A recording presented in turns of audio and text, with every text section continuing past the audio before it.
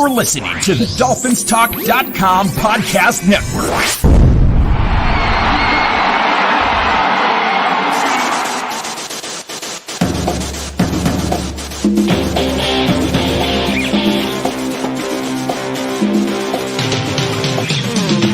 You're listening to the DolphinsTalk.com podcast, the most listened to daily Miami Dolphins podcast on the internet. Come on, Dolphins fans. Time to fins up. All right, Miami! Miami's got the Dolphins, the greatest football team. We take the ball from goal to goal like no one's ever seen. We're in the air, we're on the ground, we're always in control. And when you say Miami, you're talking Super Bowl. 'Cause we're the Miami Dolphins. Miami Dolphins. Miami Dolphins number one. Miami Dolphins. Good evening, Miami Dolphins fans. How are you today? And thank you for listening to the DolphinsTalk.com podcast on this Friday, April the 12th. I am your host, Michael Leva, joined by our very own Jason Sarney from right here at DolphinsTalk.com. Jason, how you doing tonight? Doing great. Happy Friday to you, Mike, and everyone out there. Yep, and tonight we're going to talk about the NFL draft coming up and what Miami should do rounds 1 or 2, not necessarily with the players, but what position groups to attach. And we're also going to talk a little bit about Terron Armstead and the interview he gave on the Rich Eisen Show. But before we get to any of that, as always, a big shout out to everyone listening at finheaven.com. Everyone go to finheaven.com, the largest Miami Dolphins message board on the internet. Also, a shout out to our friends at the I Am a Miami Dolphins fan Facebook page run by the great and talented Carlos Hernandez. If you're on Facebook, please be sure you are part of the I Am a Miami Dolphins fan Facebook page. And wherever you're listening to this podcast, whether it's Apple Podcasts, Spotify, YouTube, Audible, Podbean, Podchaser, subscribe. Hit that subscribe button right now so you don't miss an episode. We have a ton of shows coming up between now and the start of the draft and nights 1 and 2 of the NFL draft. We are going to have wall-to-wall coverage with Jason Sarney, Stephen D., myself, Josh and Aaron, Tom. We're all going to be popping in and out the first 2 nights of the draft to have you covered with Miami, what they might do, what they should do, give our thoughts and opinions on all that. So be sure you are subscribed to the Dolphins Talk YouTube channel for that. And also, right before I start, I just want to say thank you. I want to say thank you for everyone out there who's listening to our podcasts and our podcast network. We know there's a lot of podcast options out there, not just about the Dolphins, about everything: news, politics, sports, music, movies. So just want to say thank you for spending a few minutes with us here to listen to our podcasts and our podcast shows. We do appreciate it. And without you, there would be no us. Okay, Jason, let's start off with Terron Armstead. He was on the Rich Eisen Show on Thursday, and this was a heck of an interview. Anyone who says they want an athlete to be honest and just share raw, honest thoughts, Terron Armstead's your guy, because he gave one of the most honest interviews I've ever seen an athlete give. He did not sugarcoat nothing. He just laid it all out there. Not saying it's bad either. I loved every second of it, and I don't think he said anything bad, but he was very open and honest, especially when talking about Mike McDaniel and Tua. And I'm going to paraphrase. I'm not going to relive the whole interview here, but here's what he said about Mike McDaniel. He said Mike McDaniel is an emotional guy and is very passionate. He said Mike McDaniel cries a lot, to which Rich Eisen stopped the interview and says, hold on, you just said an NFL head coach cries a lot. Are you sure you want to say it that way? And Armstead goes, yeah, because he cries a lot. And he gave examples after losses, when he's how he connects to his players and his coaching staff. And, you know, he even said, Armstead, that's not his job. His job's to win games. But Mike is the very passionate and emotional guy, and he will, you know, cry. He even said this one time when he was up in front of the whole team showing film. He showed film from the previous week of Miami picking up a 3rd and 1 on a Raheem Mostert run. Mike McDaniel started to break down and cry, saying this was just the greatest play. He likes to cry, which is fine. And then he also said Mike McDaniel takes the blame of every loss. He puts it on himself. He feels he's the reason the team's lost. So very open and honest when talking about his head coach. And I know some fans are going to mock that. Oh, he's a cry. Whatever. I'm not taking that approach. I will. And plus, here's the other thing I thought of too, Jason. You're going to know this. The famous Jim Valvano speech. What did he say? Every day Should laugh, cry, think, cry. Yep. That's a full day. Full day. Hell of a day. And that's sort of what I thought about with Mike McDaniel. Like, I have no problem with him being, this into it, this passionate, this emotional. And, a lot of people then started to mention Dick Vermeil, who, FYI, cried himself all the way to a Super Bowl championship with the Rams. So you can cry all you want if you're going to win and win Super Bowls. The one thing I will say, and it's not criticism, it's just an observation, folks. So everyone, I'm not attacking Mike McDaniel. Dick Vermeil in his first job with the Eagles was so emotional and put so much into it, kind of like what Mike McDaniel seems to be, that they seem to be cut from the same cloth, that he burned himself out. In fact, he was the guy who coined the term burned out. I have to leave. I'm burned out. And he drained himself of all energy and emotion to the point he had to walk away at a very young age. And yes, Vermeil came back later, many years, and won a ring then. I just hope McDaniel isn't so emotionally invested. This guy's working himself to the ground, and he will get burned out. So that's kind of what I took away from it. What are some of your thoughts, Jason? I don't have a problem with emotion. I don't have a problem with what Terron Armstead said. I mean, look, if he's crying over a 3rd and 1 conversion, I mean, look, we're at all the points as Dolphin fans. We're almost there too. We're converting on 3rd and 1 via rush. I'm crying tears of joy. We're crying for tears of joy. But McDaniel is a guy, and look, he's gone through, let's just call it demons. Like, he's gone through his past. This could be a way that he gets that out. Like, his emotions might be and this could be controversial, maybe what have you. But yeah, he's gone through a bit of a trip. He's gone through a dark side and he's gone out of it, and he was out of the NFL. I mean, he even celebrates that number of days he was out of the league and keeps that number, forget the exact number, but you know what I mean? He has that, he's at the tip of emotions, and if that's the way that he has to kind of get that out instead of doing something he might have done at other jobs, which got him in trouble, okay, I'll take that. But football is an emotional game. I mean, look at some players when they're even on the sidelines right before a flyover. You see players who are 355 pounds having tears drop down their eye. Crocodile tears from players like Marino, just because this game gets your emotions at, I mean, I'll admit something. I'm not, listen, I could be an emotional guy. I think a lot of us know that. Mike, you're a friend of mine. You know that. There are times where I could talk about this team in my experience and just situations that I've been through personally that makes me on the verge of that. Of course, it's possible for coaches to get emotional. Of course, it's possible for players to get emotional when they're on the field. So I don't have really any problem with this whatsoever, knowing the respect level that the players already have from Mike McDaniel. If this was a precursor from the first week of the year, this guy cries before getting even a play out. We haven't won a game yet. Different story. Yeah. But I love his emotion, his investment, and he is given all himself, all of him, into this team and organization. That's clear. Yeah, and I think it's healthy, actually, that, first off, I want a guy that cares this much. I'd rather have a guy who cares too much than some guys, and we've had some of these guys, I won't name names, who think they're too cool for school.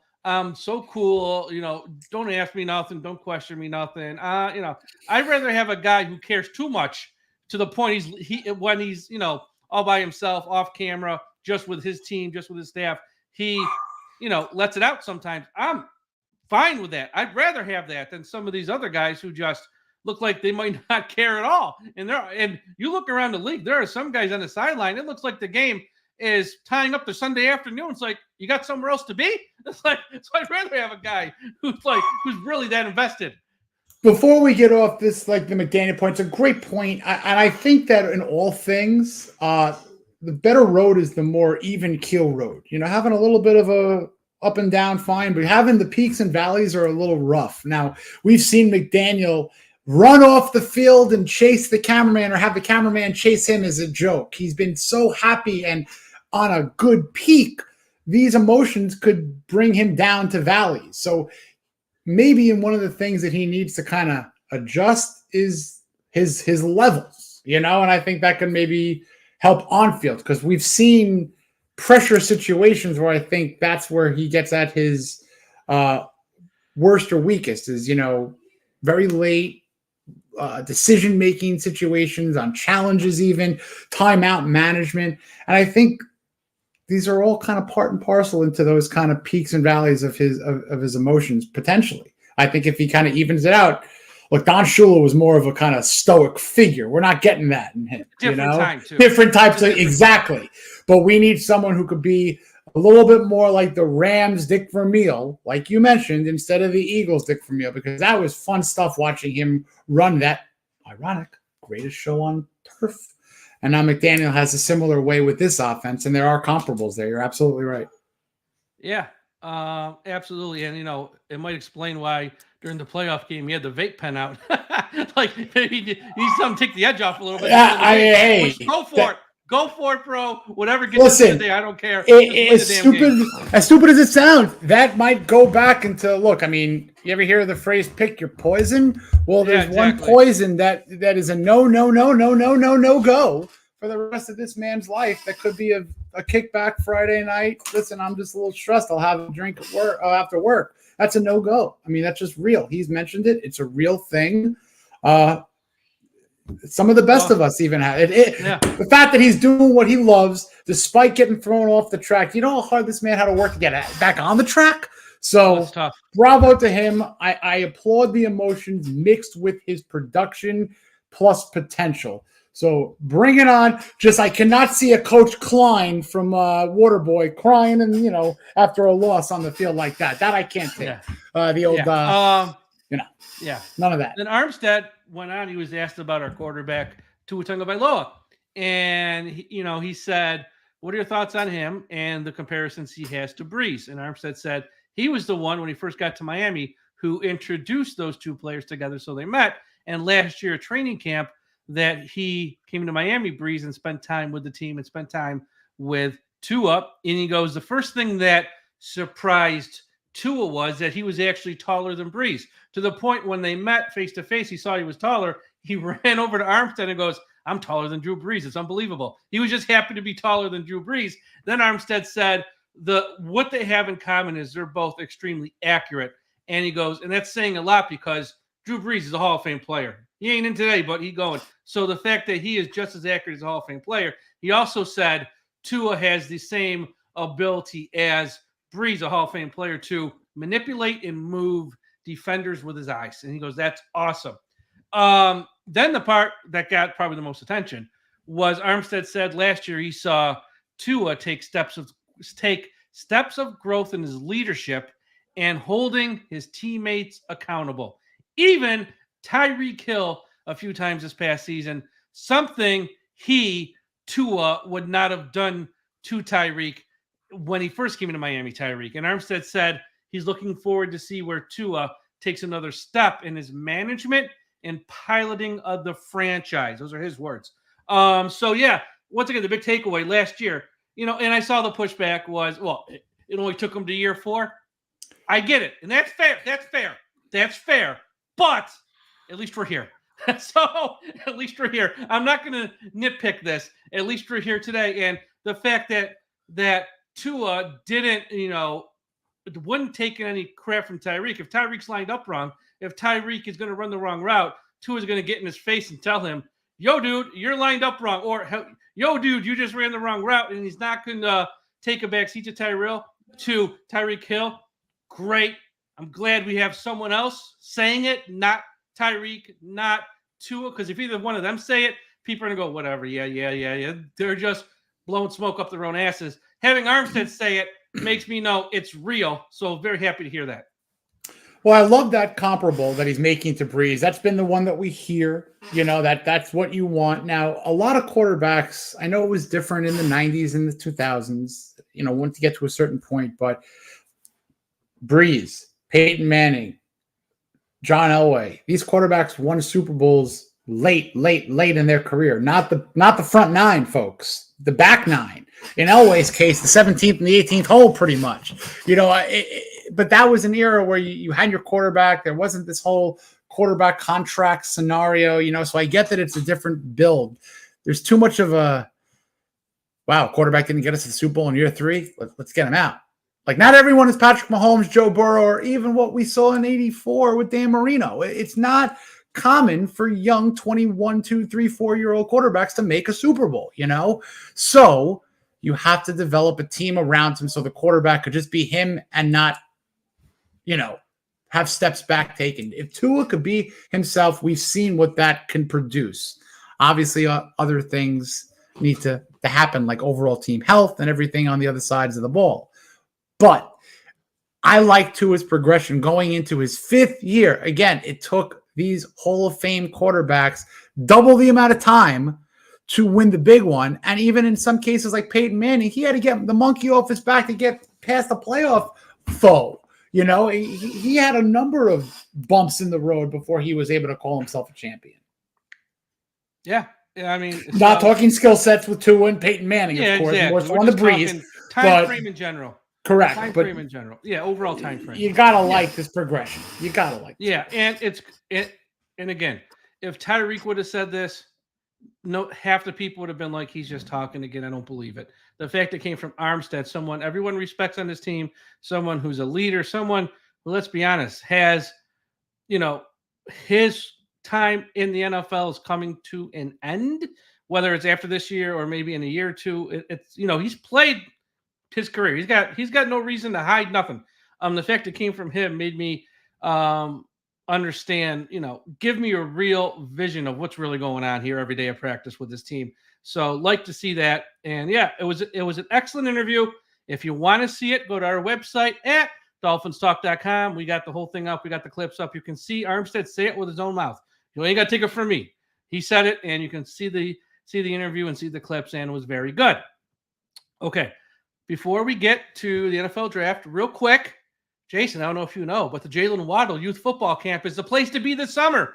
Join the Miami Dolphins star on June 22nd in Fort Lauderdale for skill-building fun and memories that'll last a lifetime. Visit JaylenWaddleCamp.com and register while spots are still available. Each camper will receive a limited edition t-shirt, a souvenir autograph, and a team photo with Jaylen. Check out JaylenWaddleCamp.com to learn more. That's JaylenWaddleCamp.com. See you on the field. This is open to boys and girls, grades 1 through 8. Okay, let's talk draft. And we're gonna approach this from a whole different way. We're not talking about specific players. We know, look, there's been enough mock drafts out. I put them up on our site. There's been a million mock drafts. We know the players who are in play, pick 21 and even some in pick 55. What Miami, Newton, Murphy, a kid from Oregon, Barton. We've all seen the names. We've seen the edge rushers. We're talking about, we don't have picks in rounds 3 and 4 as of today. And I'm not going to play the game if we trade down. But if we sit still, we got to pick in round 1, 21, pick in round 2, 55. We've had these conversations before. I think there's 3 big needs on this team. I've been listening to Sirius XM NFL Radio. They throw in a 4th need, which they're not wrong. I don't think it's as big a need, though. I think the needs are offensive line, wide receiver, and front 7 on defense, either so an edge rusher or a tackle on the line. Sirius XM, those guys, Jim Miller and Pat Kerwin, they think our biggest need above those is safety, which are not necessarily wrong because we only have 3, and this might be Holland's final year. And Jordan Poyer, this is probably his final year. So I get the safety need. I don't think there's one in round 1. They seem to think there might be. But those are the needs. So here's one approach, Jason. I got 3 approaches. Tell me which one you like the best, which one you like the least. Rounds 1 and 2, we ignore the offensive line. And after the draft, we signed one of these veteran guards that are out there that has been reported from the Miami Herald that Miami has had some phone conversations, some talks with 3 guards, 2 of them full-time starters, 1 of them a part-time starter. Now, 1 of them might have signed tonight, just like an hour or 2 ago, with Lincoln Tomlinson signed with Seattle. He might have been those 1. I don't know. But if you ignore offensive line, and you go, you know what? We got Lamb, we got Armstead left tackle, got Austin Jackson, I got Smith behind him. We're going to ride it out with Wynn at left guard. We got Aaron Brewer at center. Right guard, we'll just see what happens. Liam Eichenberg, Lester Cotton, Robert Jones. We're going to, in rounds 1 and 2 at least, we're going to ignore offensive line. And in the first 2 rounds, you take an edge, take a wide receiver. You take a tackle, you take an edge. You take a wide receiver, and whatever.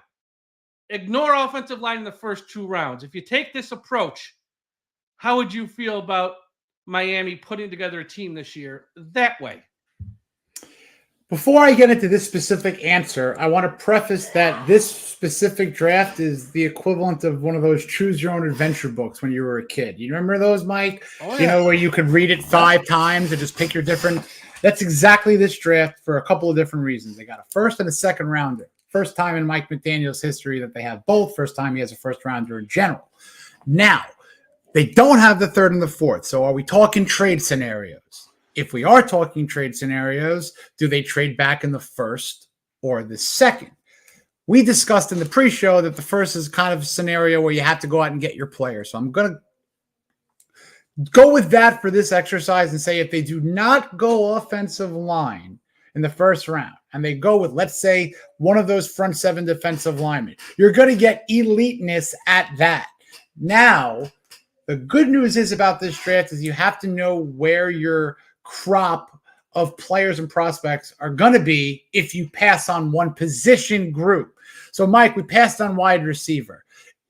There's going to be a ton of them in the second round. There's going to be a ton of them in the third and fourth round. There's going to be one who falls into day 3 that we're going to be like, why is this guy on Mel Kiper's number 1 not drafted list? Why is he still there?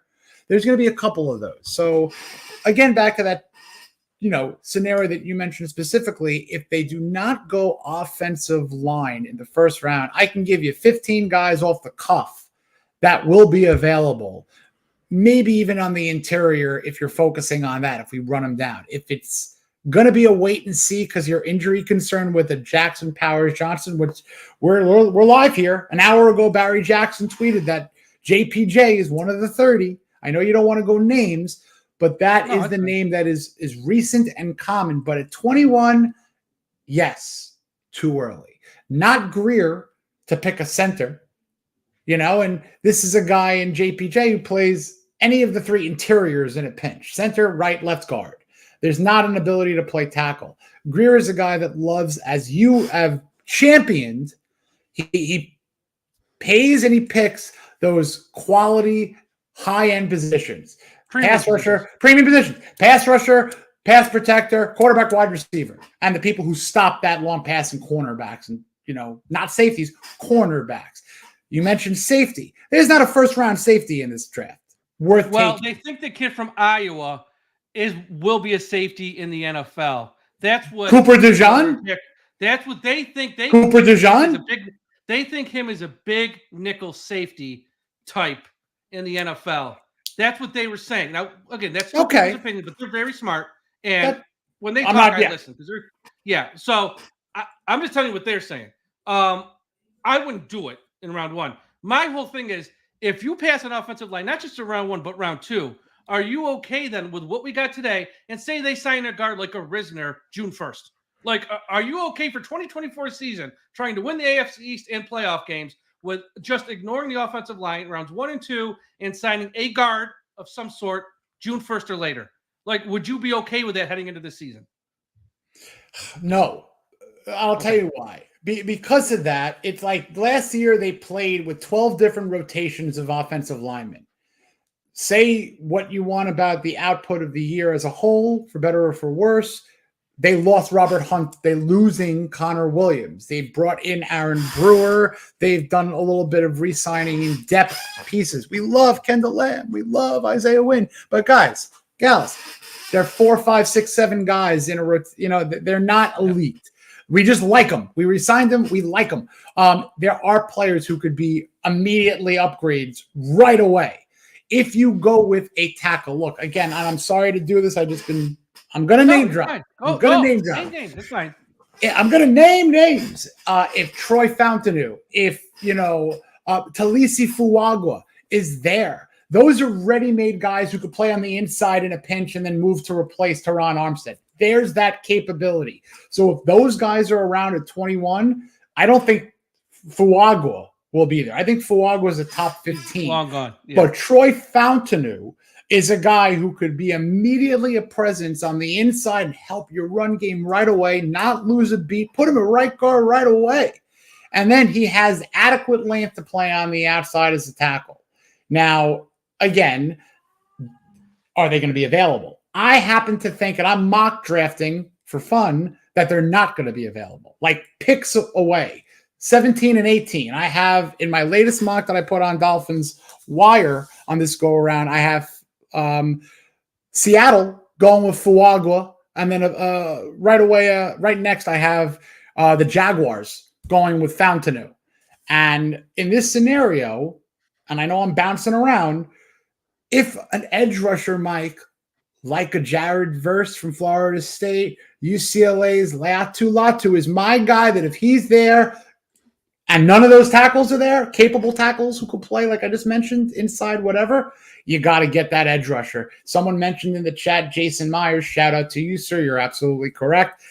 I don't see an absolute fear of a pass rush at all weeks 1, 2, 3, 4, 5, 6 at minimum for the Dolphins. Oh, yeah. Interior maybe with Zach Sealer, but there's no presence for the outside.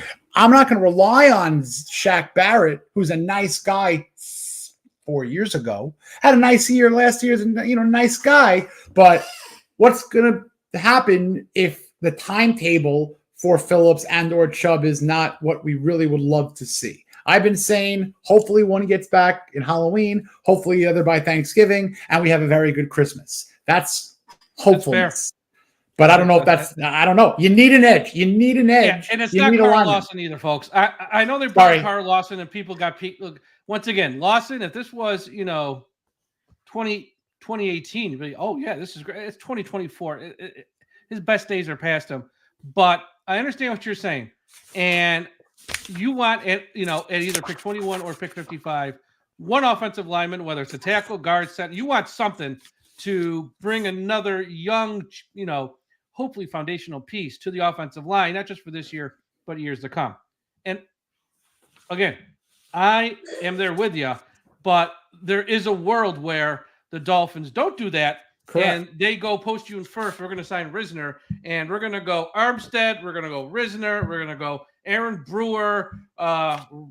Wynn maybe slides over to right guard, or maybe they put Risner at right guard and Austin Jackson, and that's our offensive line for 2024.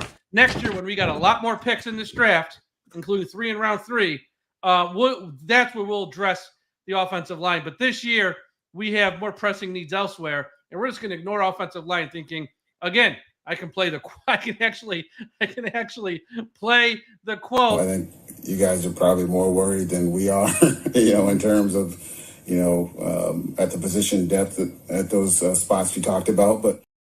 And he's talking offensive line. That's the position spot. So, I just like that you had it queued up, like literally in a nanosecond. I got lots of stuff queued up nowadays. Because you know what? As the kids say, I'm keeping receipts. These guys talk. You want to start holding accountability to people? I'm going to start holding people accountable like Tua. But it's like I can see a world where rounds 1 and 2, they take an edge, they take a wide receiver, or they don't go offensive lines round 1 or 2. I'm not saying it's the right choice. I'm just saying one shocked me. Now, let's go option number 2. And this is the one I think makes 0 sense. You ignore the defensive line and edge altogether. Round 1, you get a Fontanu or whoever to be an offensive lineman. Round 2, Ricky Pearsall falls in your lap. You're like, damn, I can't pass on him. And there you go. You got, a stud offensive lineman. You got a number 3 wide receiver. Hopefully in a year or so is your number 2 wide receiver as we start to, maybe move Waddle to number 1A. Hill goes away. By the way, if you missed our interview this week with the Big O, Orlando Elzagari, he believes this could be Tyreek Hill's final year in Miami. They're so fed up with the off-the-field stuff that they can just eat the contract. They got so many picks next year who are going to be cheap rookie deals that they'll eat the money and just move on from them, possibly. So if that's the case, wide receiver, really, it then becomes a priority. That you just go like stud offensive lineman, wide receiver, round 2. What do you do with edge and defensive line? Now, I would not take this approach. To me, this Dolphins team, I think they can survive without going offensive line in rounds 1 or 2, signing a veteran guard post June 1st. I think might not be pretty, but they were the number 1 offense last year with that group. What tells me they can't be the number 1 offense again without adding a stud young offensive lineman. But we know Chubb and Phillips, no Andrew Van Ginkel. Shaq Barrett's on the wrong side of 30. He's the only healthy edge rusher we got as of today on April 12th. We haven't really replaced Raekwon, although I guess Tart, it's close to a replacement there. Christian Wilkins, we have nobody to replace him. I know he signed a bunch of guys, but they're all career backups at the end of the day. So I don't know how you just ignore the front seven in rounds 1 or 2. But again, if they did, because a stud offensive lineman and a stud wide receiver falls in their lap, I kind of get it as well. So what are your thoughts on that approach if that happens in the first 2 rounds? I'm going to go completely off book here. Go for it. Let's say that does happen, and we are all questioning ourselves why there's no replacement in the front seven. I like the kid Pearsall. I like him as a player, but if they are going to take a receiver, in my mind, I need a bigger bodied wide receiver. I need 6'2" and above. Well, I need. Okay, fair enough. Positionally, good, fair. That's totally fine because I agree with Big O. I think that even if it is not the last year advertised, it could be. And we've seen, right. But we've seen what could happen, whether it's missing a game or so, whether it's off-field drama. The stock is lowered on the future for Tyreek Hill as it is for immediate. I, in my mind, go with the 1 year and create your contingency plan. So it makes sense to bring in a wide receiver you could eventually slide in. But, however, there is a way. You mentioned those 3 third-round picks. Now, you can't deal necessarily your compensatory picks in the draft, but you don't have them yet, yeah. Correct. But they have 2 third-rounders. Now, if the Dolphins, if we're all happy, their third-round pick next year is going to be in the late 80s or early 90s. If it's lower than that, they failed. So they could literally take that pick with a 6th and get back into the 3rd, get back into the late 2nd. So they could see a way to replenish and maybe check off 3 of those boxes and add in that, oh my God, we didn't get an it. Wait a minute. The kid from Missouri is available? Wait, let's see. There's a lot of kids who are going to be available, and the quarterback scenario could completely throw monkey wrenches into it because someone mentioned in the chat I saw about quarterbacks like Penix and Bo Nix, depending on how the cookie crumbles, there might be teams calling up at 14, 16, 18. If that's happening, a guy like a Brian Thomas could slide down and get picked at 19, and that happens, a trickle-down effect that the Dolphins could say, oh my God, I cannot believe that this guy's here. I have to take him.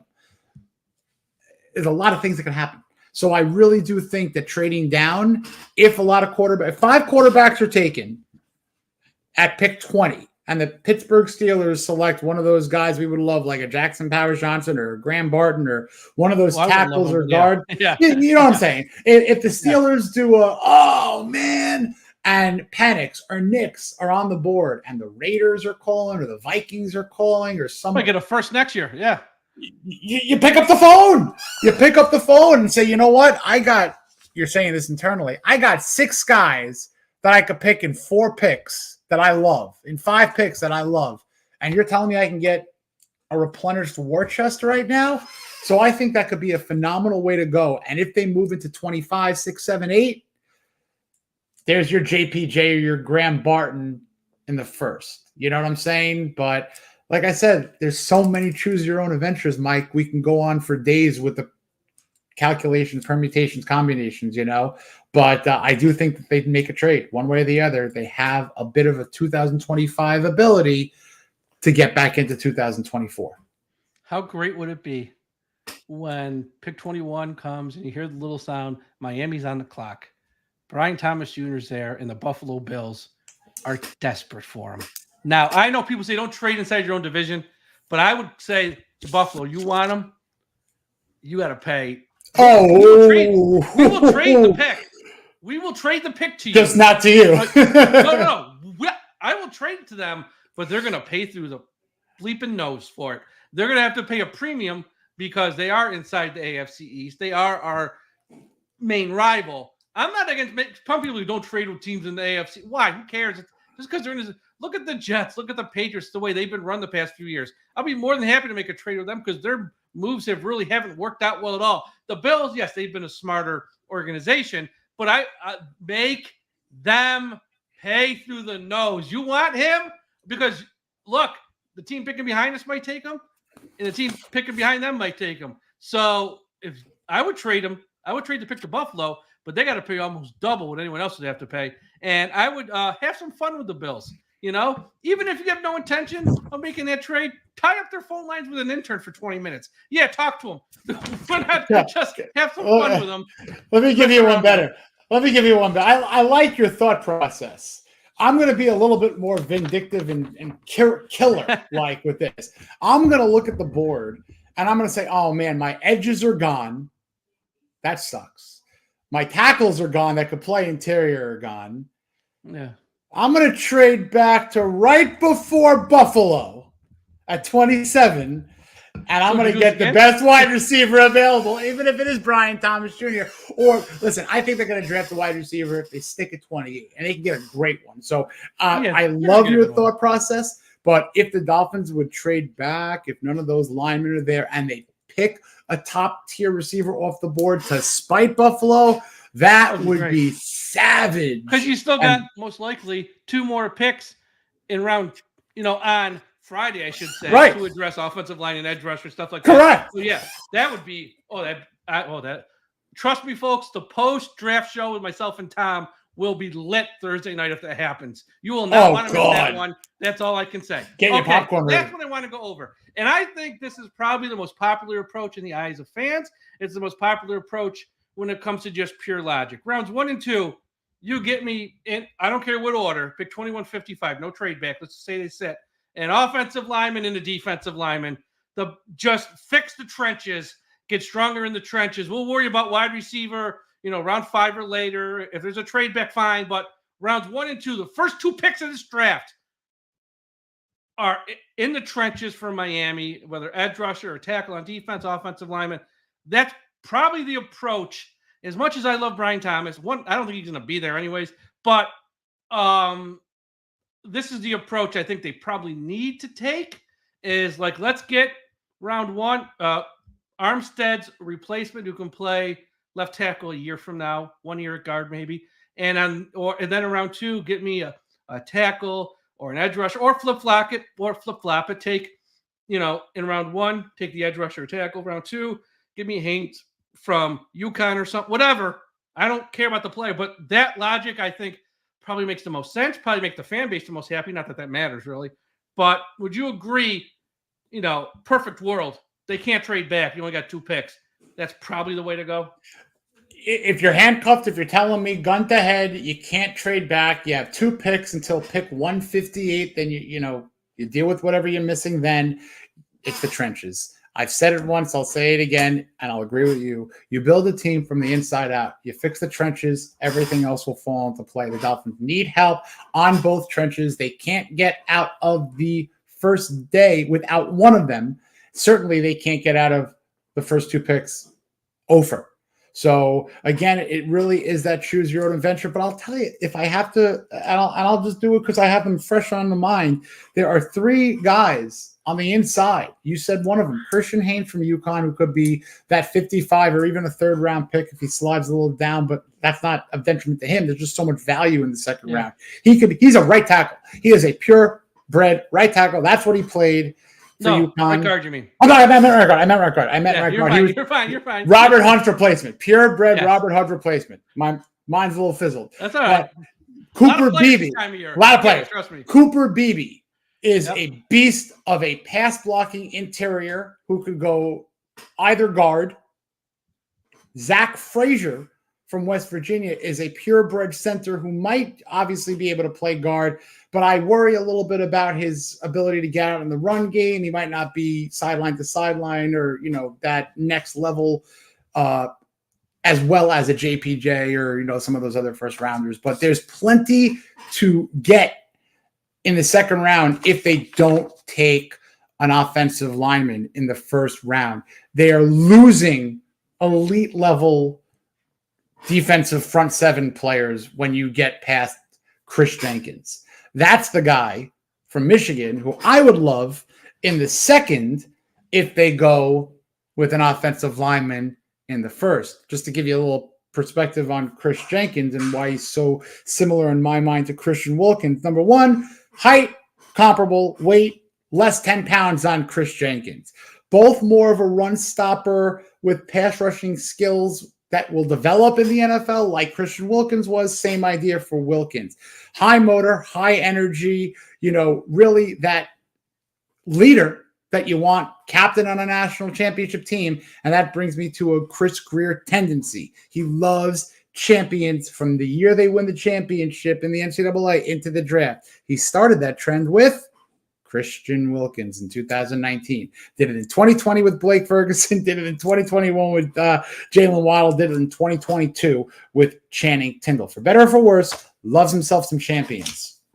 No, you're 100% right. That is another one of his tendencies. Plus, he's also been a guy who leans towards the big name schools. So like the Big Ten SEC schools, which makes me wonder about the kid from UConn, although there's always an exception to the rule. There's always an exception. But one of those third round, if he slides in the third and they say, you know what, this kid's available, make a call, trade one of those next year picks. If they can do that, wow. Because I know previous general managers have like, oh, we found this kid nobody else was thinking about, which in theory is great, but how often does it work out? It's not as high as you think. And one thing I'll say, though, about drafting a center, and well, two things I want to point out, which Josh Moser said this past week, and he said it previously on some of our shows he does here on our podcast network. Mike McDaniel does not like his offensive linemen wearing knee braces. He feels it slows them down. He doesn't like the whole thing with Connor Williams is Connor Williams wanted to wear knee braces. When he got hurt, he wasn't wearing one. Many think, they don't know for sure, if he was wearing one that night, still would have been injured, but it wouldn't be as severe as the injury is.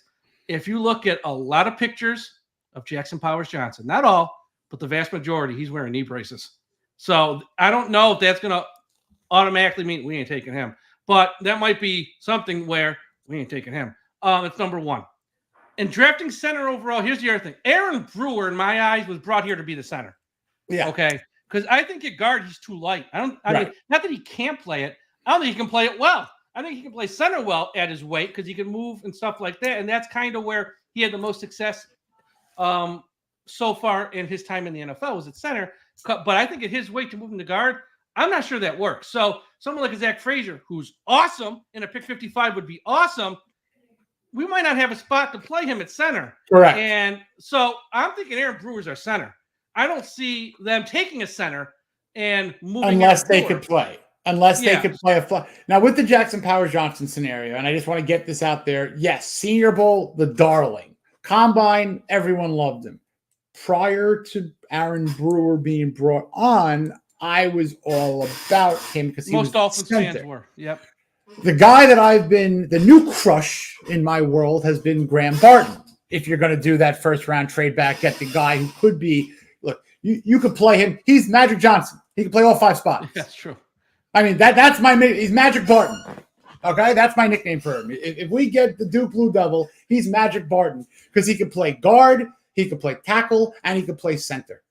And I'd love to see him be the next Jeff Dellenbach or John Dellenbach, and Liam Eichenberg to play all five of those, but not Liam Eichenberg's skill sets. It's kind of rare you get a guy who can play all five at one career. Yeah. So that's just something to think about there with the center thing. Look, I did my first mock draft last week. I'll have a new one out this week. And my first mock draft, round one, I had him taking Murphy. Honestly, the more I hear, the more I read, the more I listen to smart people. I don't think he's going to be there at 21. I hope he's there at 21. I don't think he's going to be there at 21.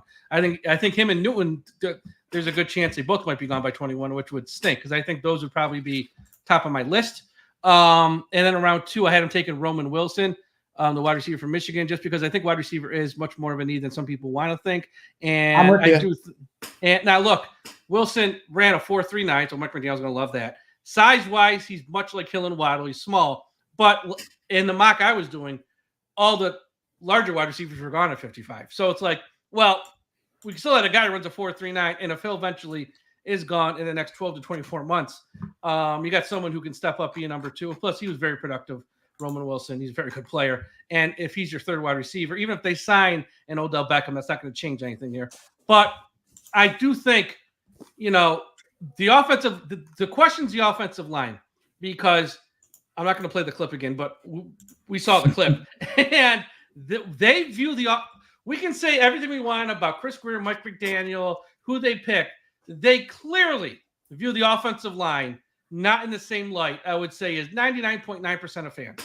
And we all, like last year, sign this guy, sign that guy, fix the offensive line. They're like, nope, we're going to sign Isaiah Wynn, who was a bust with the Patriots. We'll be fine. We're going to, like, that was their big move, for the offensive line. So if they do ignore offensive lines in rounds 1 and 2, I wouldn't be shocked because, again, there is that report. They're talking to some guards. They know all the money coming off June 1st. If it is a Risner, who I know just signed with Rosenhaus as well, you ain't got to be Scooby-Doo to solve this mystery, folks, okay? You really don't. If they want to go, you know what? We're going to get ourselves an edge rusher. We'll get ourselves a wide receiver. Maybe round 5 we'll get a safety. We got Risner coming June 1st or so. That's our offensive line addition this year. Next year, when we got 1 pick in round 1, 1 pick in round 2, 3 picks in round 3, we'll worry about the offensive line then. And we'll have some more money under the cap maybe to make a move in free agency. That wouldn't stun me. But there's so many good tackles in this draft that if one of them falls to 21, how do you pass them up there? So this is a draft where literally outside of a couple things, like if Miami took a corner, people lose their mind, and I don't blame you. You have every right to. But if they take literally an edge rusher, a defensive tackle, if they take any type of offensive lineman, and even if they took a wide receiver, if you're a fan of the Dolphins, you have to say good pick because they need them all. I agree with you. I mean, looking at, the more I think about it, I really would love offensive line and defensive line just taken care of. Me too. I think so too. I no doubt. Just, and then maybe you get a wide receiver around 5. Maybe you could trade back in rounds 1 or 2 and you had a wide receiver around 3. Maybe you sign 2 wide receivers. I don't know. Figure it out. That's not my job. But because I just don't want Braxton Berrios and no offense, they're nice people. I'm not saying this is personal shots. Just on the field to win games. River Craycraft and Braxton Berrios cannot be your number 3 and number 4 wide receivers. You will not win games. Okay? Because if something happens to Hill, something happens to Waddle, you're screwed. You need better. I'm if with that's you. Odell and someone else, I don't know who that someone else is. Figure it out. That's their jobs. I will say this, though, too. If we are in a world where we don't see an offensive line taken, and Mike, what you said comes to fruition where it's like, don't worry, we'll be fine. There's guys that are outside of the top 100 that you can get in the 5th round that can play. Roger Rosengarten from Washington. It was the 40-yard dash king out of the lineman, fast kid. You got Garrett Greenfield from South Dakota. You got some other interior guys, those are tackles. You got Tanner Bortolini from Wisconsin, Bo Limmer, Mason McCormick, Javion Cohn from Miami, a local kid. There are guys that you could get in the 5th round, but there aren't plug-and-play dominant Pro Bowl potential guys, and there are a number of them in the first. Yeah. But again, in my first mock, I had Murphy, Roman Wilson, but then round 5, I found a kid who I think is perfect for what Mike McDaniel wants to do. Is Isaiah Adams from Illinois, offensive tackle guard, somebody, around 5 or later player. He won't be an offensive tackle in the NFL, probably a little too slim, probably a little too light, but he has the athleticism clearly to move into guard and be that athletic guard that you need. Is he going to start year 1, day 1? No. But by the end of the year, if he's in a rotation, if some guys get hurt, possible, and by 2025, could he be competing for a starting job? 100%. So someone like that, who might not be ready day 1, but year 2, he might be in the mix to start. You can get that guy in round 5 as you go through this year with Isaiah Wynn, and you got the guy from Philadelphia they signed there. You got, Robert Jones, Lester Cotton. Maybe they sign Risner or someone else, whoever. You can patchwork it together for 2024, kind of like what they're doing with a lot of these other positions. Patchwork it together. Then 2025, that's where we become more active players in the offseason. And hopefully someone we take this year, maybe later, slide in there. Now, last question for you, Jason. Last question. You've been doing a lot of writing for us of late, breaking down these players, the profiles. Great work. Everyone check them out up at the website, DolphinsTalk.com. Have you fallen in love with one guy at any position, I don't care what he plays, that pick 21, if he's on the board, you just take him. There's no doubt, no question. He's our guy at 21. This is the guy who I have most realistic option to pick 21. could be there for Miami. They take him, and you don't overthink it. Who's that guy? I have a feeling I know who it is, but who's that guy? The Magic Man. Really? Point, It's him. if I have from Washington. Well, no. If I have to pick a 21, and I assume that these guys are going to be taken like a Latu, like a Fountain, I'm assuming these guys are going to be taken. Gone. I'm trying to think. Look, see, that's why we go back to that book. If I'm looking at Graham Barton versus Troy Fountainu, I take Troy Fountainu, but I think he's going to be taken. So if I'm looking at someone who I have to pick, and Brian Thomas Jr. was taken, maybe I have him going, little sidebar, I have him going to the Cincinnati Bengals. Why does that make fun and make good sense? Because you think T. Higgins might only have 1 year less left there. Could be a draft day trade if they trade for Brian Thomas. And he's a LSU guy to match with Joe Burrow and his next teammate in Jamar Chase. They never played with each other at LSU. Yeah. I find that to be rather fun. But I would be absolutely off the hook thrilled if they trade back and draft Graham Barton. But if they have to hold tough at 21 and all my other favorite players are gone, it's Graham Barton. I love Thomas, but it'll be taken. I love Fountainu, but it'll be taken. Latu, all these tongue twisters. The pass rusher from UCLA will be taken. So I would love to see Graham Barton fall, but if they could somehow trade back and get him, you might see me streaking like old school style. There we go. Yeah, it's going to be interesting. And again, it feels like draft's going to be here before we know it. Right now, it's April 12th as we record. 2 weeks from tonight, it'll be night 2. Like I said, we're going to have wall-to-wall coverage both nights of the draft with Stephen D and Jason, and then Josh and Aaron are going to pop on. I'm going to pop on. Marissa's going to pop on. Tom's going to pop on. We'll all spend some time with you guys, but it's going to be wall-to-wall coverage. So make sure you are subscribed to the DolphinsTalk.com YouTube channel so you can join us draft night, celebrate the pick. If it's someone we don't like, Anthony just mentioned my guy here. Mims? Anthony mentioned my guy. Here's the deal. He's a project. Yeah, I know he is, but here's the deal. Big time. He wasn't high on my list, but our in-house draft guru who has done this for a living, this is how he makes his living, Dante Calinelli, who I do shows with every year. He loves Mims. And I don't always agree with Dante. We go back and forth. Zach Wilson's the most famous. I told him he's nuts. He loves Zach Wilson. I go, Zach Wilson ain't bad. You're going to melt under the pressure of New York. We don't always agree. Dante's talking me into Mims. Now, I know he's only got 8 career starts. I get that. But it's 8 career starts at Georgia. That's number 1. And he dominated when he plays. Dominated. And I understand as fans of Dolphins, we want someone plug and play year 1, solve a problem, plug a hole. But you also have to think, if we're going to give Tua a 5-year contract extension, I want someone who can protect Tua in 2025, 2026, 2027 and be a stud then. And, Mims can probably play left guard for a year, probably, because I don't know.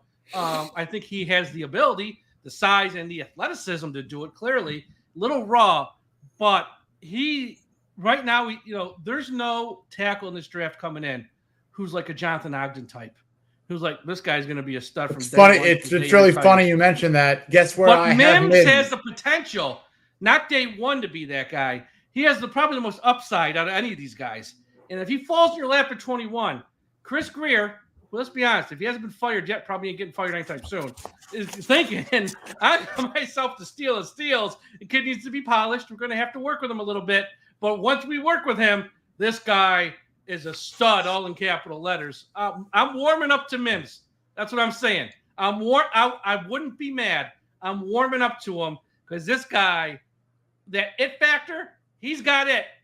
He's just got a small resume. What it is the longest arms in the damn draft. I mean, he's got the biggest reach. He's 6. You can even call him 6'8". Give him the Charles Barkley rule. Give him another inch or 2. He's 6'8" in cleats. All right. And he is a prototypical. Did they make this man in a factory football player? But he has less. That's what you want. Correct. However, I'm a full disclosure. The mock draft that I did, I have him at 30 going to Baltimore.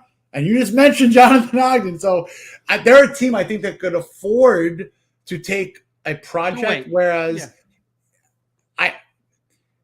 fans, if the Dolphins are Super Bowl contenders, I truly believe that you need 17 games out of your first round pick of quality football, not 7 that your veteran left tackle is out for to hope that in 2005 he's your guy. I'm not saying anything in negative to Mims as a player.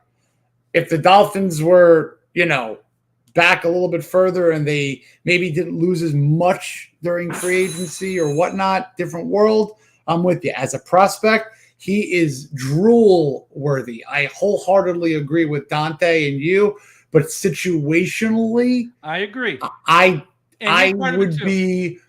It would be interesting to see my reaction if that's the pick name. I'd almost be like, no. Yeah, exactly. That's what I think. And people are going to see the 8 career starts, and they're going to be like, oh my God.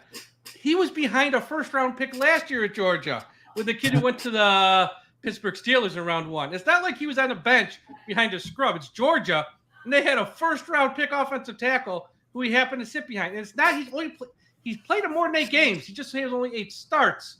So I think people, there's context, and just don't look at numbers, don't look at stat sheets.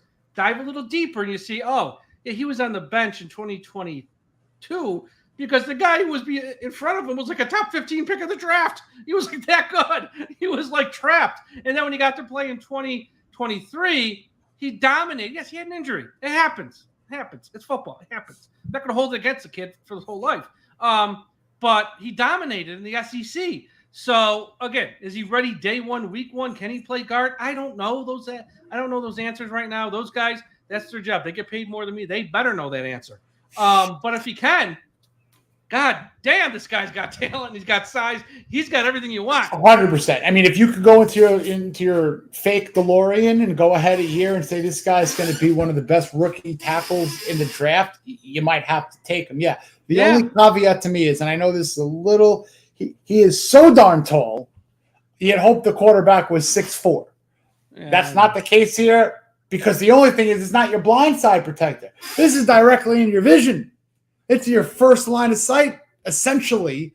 You know what I mean? So I think that's literally like a 5% caveat with how tall he is mixed with your lefty, shorter quarterback. But I don't find that to be a deal breaker. I just don't think this is the way to go in the 2024 draft. And here's what I'll say. In the 2020 draft, to pick 18, we took Austin Jackson. And we waited 4 damn years for this guy to do anything. And then we rewarded him when he, in year 4, showed out. If I got to wait just a year for Mims to see what he can do, I ain't gonna be kicking and screaming about that. If we can wait 4 for Austin Jackson, we're giving Liam Eichenberg, who I know wasn't round 1, but he was top of round 2. We've given him traded up for chances. Traded up a 3rd-round pick, trade up 8 spots, which I wish. Look, every Notre Dame offensive lineman that has worked out, we got the one who was the dud. It happens. We got the dud. We got the dud. We got the humpback. We didn't get the good one. Exactly. If it's only a year, the upside there is through the roof. So that's a name that has risen, gotten more on my radar, especially after talking to Dante, because Dante's like, no, this guy has it. The it factor. So we'll see. We have 2 weeks. We're going to talk about this stuff. But everyone, thank you for joining us tonight on Friday night. Or if you're listening after the fact, thank you as well. Please don't forget to go to the website, DolphinsTalk.com. Jason's got a ton of articles up on player profiles. Check them out. I'm sharing mock drafts from reputable people. Pete Prisco, NFL.com, Mel Kiper, the people who, we know. I'm not like Joe Blow sharing his mock draft. People who do this for somewhat of a living, just to get their perspective. Not saying they're right or wrong, just to get perspective of, like I said, smart people. Also, go to my Twitter account at Dolphins Talk. Again, Pat Kerwin, Jim Miller do such a great job. I put up a clip today of a fan who called into them and said he wants Miami to take Brian Thomas Jr. And those 2 guys, and then they started to push back, like, okay, you have no defensive line. Your offensive line is a little bit of a mess. You're going to add a 3rd wide receiver. And he said maybe the funniest line ever. We got Benito, meaning Benito Jones. And those 2 guys let this guy have it. They're like the same Jones who had 13 tackles and 1 sack last year. That Benito Jones. You know what it reminds me of? And it went downhill from there for that poor caller. Remember the movie Major League? Yeah. It's almost like when they're bringing back the players. It's like, oh, Taylor, I wish we had him last year. We did have him. Just a couple years prior to that. we had Benito Jones. Exactly. And we let him go. It's like, you don't even remember it. You think you lost Christian Wilkins and you're okay because you got Benito Jones? That's what he goes, and then he said the famous line that I see a lot of Dolphins fans say, well, we got Anthony Weaver. It's going to be fine. What the hell's Anthony Weaver proven? It's like we hope. As I always say, I love the Jonnu Smith signing, but he's not the second coming of Antonio Gates. So let's it's the same thing. Like yeah, exactly. This offseason, we got Tony Gonzalez light. Exactly. This offseason, Miami's lost more than it's gained. And I know fans are fans and they don't want to hear bad things about their team. And again, I'm not saying the team's going to be bad. I've said a million times, they're going to win their 9, 10, or 11 games this year, but they're going to win a different way. They're not going to be able, like last year, just roll out with more talent and just beat up on the little sisters of the poors. And then when they play the teams that are good, we're in a little bit more of a dogfight. They're going to have to win a different way. They don't have in the trenches, Mike. They don't have it.